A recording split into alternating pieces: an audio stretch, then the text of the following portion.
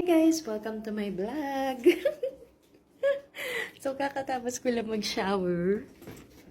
So, this is my last night here in Care Worker Facility Hotel in Thailand. So, itutur ko kayo dito sa aking kwarto.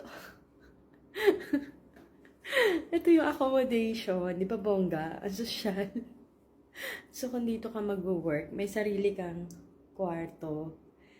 And, syempre, may sariling CR. Kakatapos ko lang mag-shower. Nakalimutan ko kasi kasi last night ko na to. So, I forgot to make a video. Okay? So, ito yung toilet. Okay. Okay. So, medyo messy na siya kasi nagamit ko na siya ng ilang araw din. Meron siyang shower. So far, so good. Nagdala rin ako ng sarili kong toothpaste tsaka toothbrush. Okay. Kasi syempre, hindi naman sapat yung nila. Nakakatuwa to kasi Care Worker Facility Hotel. So, ako nakatira ako sa hotel. Bongga.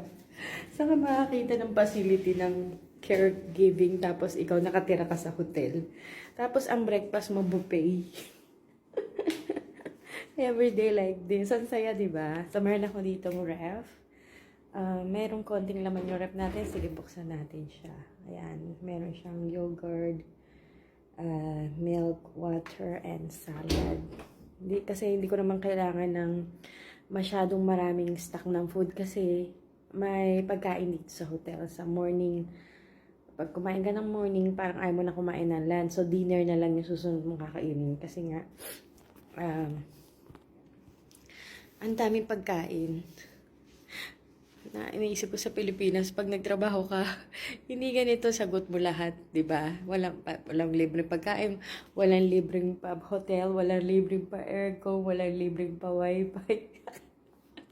Tapos meron ako ditong ayan, yung aking closet na walang pintuan. So, nilaban ko yung yung uniform kasi nagte-training ako dito ng caregiving. So, isa lang yung uniforme ko. Sabi nila bibigyan daw nila ako ng uniforms pero sa sobrang busy nila siguro nakalimutan na nila. Ayoko na ipaalala. Kasi nakita ko naman yung uniforme, siya apron lang. So, ayan, tapos bumili na lang ako ng sarili kong tubig para kasi lagi ako minom ng tubig. I need to hydrate myself. Kaya kailangan meron tayong tubig, no? Importante yan. Medyo messy na tong lamesa ko. So, andyan yung mga anik-anik ko. Ayan, last day ko na kasi. So, total ako lang naman na nandito. Ay, burara pala si ate. Sabay ganun. Hindi kasi, hindi ko na kasi siya I'm supposed to put it dito sa mga ganyan.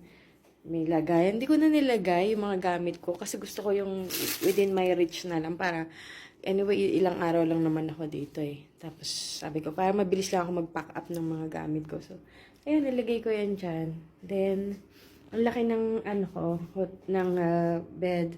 Queen size bed. O, diba? Social. Gusto ko yung white color ng linen. Tsaka cotton siya. Tapos, merong malaking TV dito pero hindi naman ako nanonood ng TV dahil una sa lahat, yung language niya ay Thai. Tapos, bukod sa hindi ako marunong mag-operate nung TV dito, hindi rin, wala na rin akong hilig talaga manood ng TV. Okay, tapos maganda kasi meron akong dito. Ito, meron akong table. Actually, dalawa yung table ko. Ayan pa, ito. Ayun pa, meron small table there and another there. Then, sa umaga, maganda dito kasi mayroon siyang view, okay? Na makikita mo yung labas. Kasi this is a big window. So, tomorrow morning, I'll show you my room. Makikita niyo yung view. Anyway, pinicturean ko naman na ito. Tapos pinost ko na siya sa FB ko. Then, sige, tomorrow naman, i-video ko naman yung breakfast ko. Breakfast buffet. My last breakfast buffet here in Care Working Facility. So, natutuwa talaga ako kasi nagkaroon ako ng chance para mag-train ako ng actual training dito sa Thailand. Okay.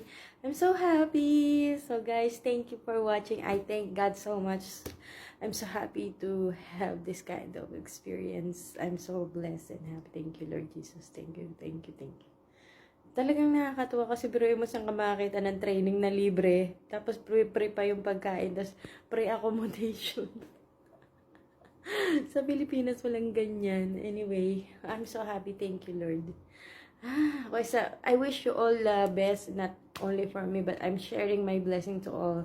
Okay, so wag kayong mawawala ng pag-asa pag may mga ano, kasi pinagdaanan ko na rin yung mga ganyang panahon na parang feeling mo parang wala ka namang pag-asa sa buhay, na parang walang-wala nang mangyayari sa buhay mo. Pero don't lose hope. Basta keep on going, palaging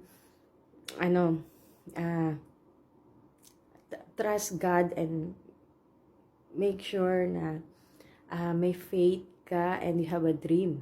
Okay? And then go work for it. Okay, guys?